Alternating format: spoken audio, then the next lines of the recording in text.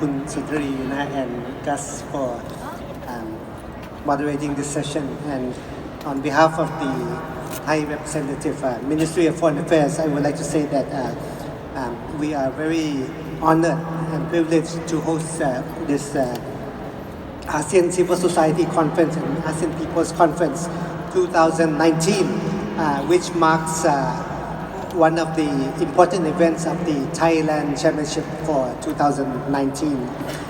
As the moderator has mentioned earlier, we actually have been a keen supporter of civil society cooperation and dialogue between the relevant stakeholders in Thailand and in the ASEAN region with representatives from the public and from government. 10 years ago, we started the first ASEAN People's Forum in 2009, which was held twice that year in Chulalongkorn University in Bangkok, and the second one in Cham Hua Hin in the southern part of Bangkok. So we are very honored that this tradition has been carried on.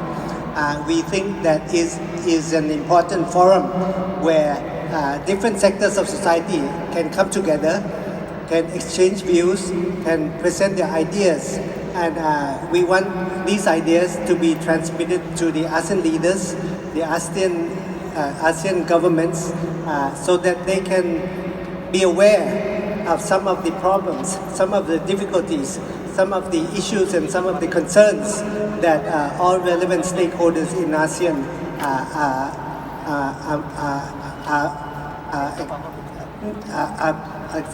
are being seen together.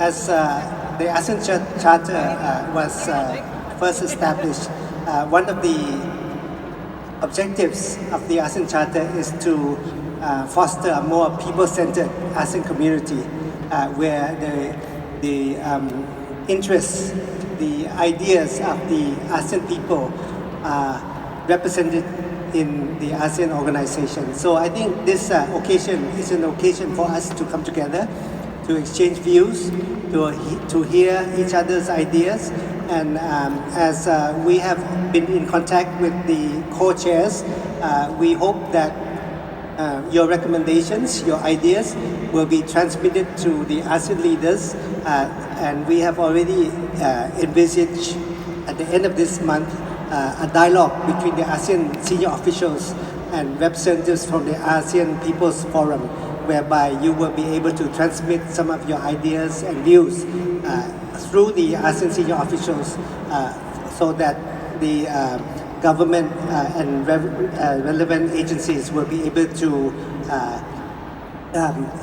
look into some of the ideas that you will be presenting as per some of the discussions you are doing within these few days. So thank you very much for inviting us, and we are proud to be part of this session. Thank you very much, Your Excellency. May I now invite the ambassador from Malaysia? From Malaysia. Yeah. Thank you.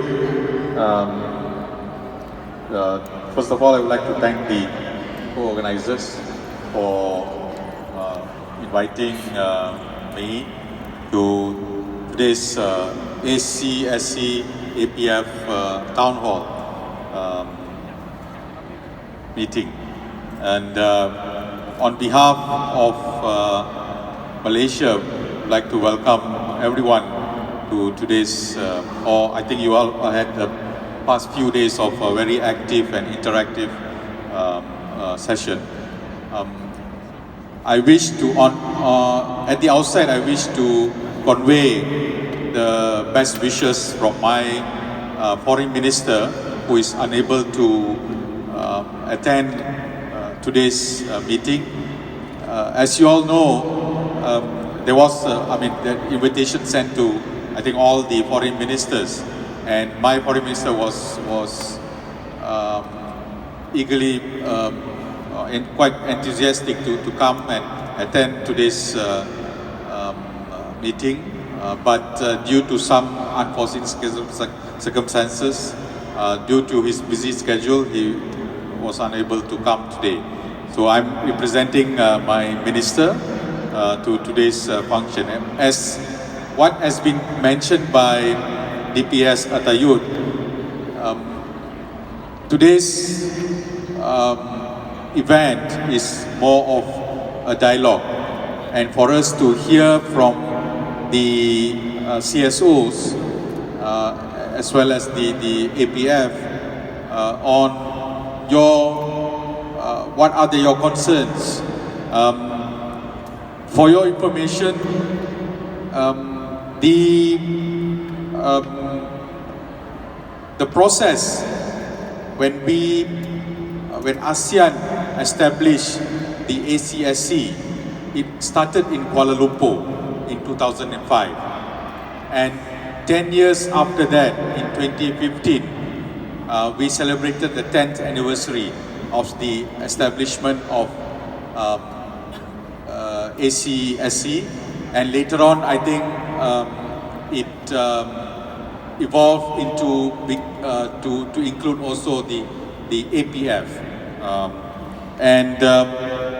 During 2015, I think some of the Malaysians here would know, I was in the ASEAN department, the National Secretariat. I was involved in engaging the CSOs from Malaysia, and it was during that time that we were, I think we were adamant that the APF movement, the CSOs, have the interface with the leaders, and we managed to do that. Although the process in some countries it took a different process, I think most of you would know. But in the end, what matters is that the concerns of the CSOs are relayed conveyed to the leaders of ASEAN. We have seen many changes now since the establishment of ASEAN and since the forming of the APF group, ACSC and APF group in ASEAN itself, since 2005 till now. Some of the concerns and some of the challenges still remain. We see that with regard to human rights, good governance, environment, climate change, still remain. But I would like to echo what my Thai colleague has mentioned, that I think the CSOs need to speak louder